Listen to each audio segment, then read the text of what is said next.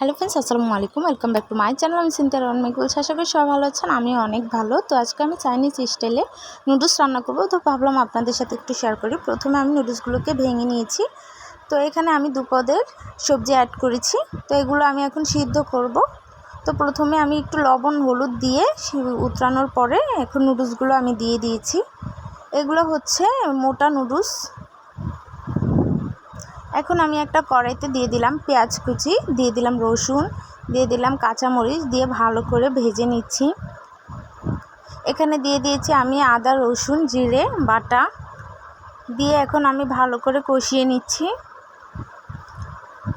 কষানোর পর দিয়ে দিলাম হলুদ মরিচ স্বাদমতো লবণ, দিয়ে এখন ভালো করে কষিয়ে দিয়ে দিলাম 2টা তেজপাতা, দিয়ে এখন আমি দিয়ে দিলাম মুরগির গোশত ছোট ছোট করে কেটে রাখা।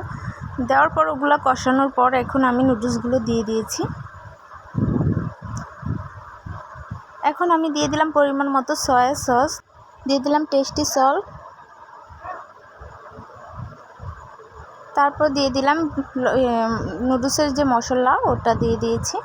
দিয়ে এখন আমি দিয়ে দিলাম চিলি ফ্লেক্স। তারপর আমি এখন ভালো করে নেড়ে নামিয়ে নিয়েছি। এখন পরিবেশন করার পালা। তো ফ্রেন্ডস, ফাইনালি রান্নাটা কেমন হয়েছে অবশ্যই কমেন্টে জানাবেন। ভালো থাকবেন। আল্লাহ হাফেজ। আসসালামু আলাইকুম।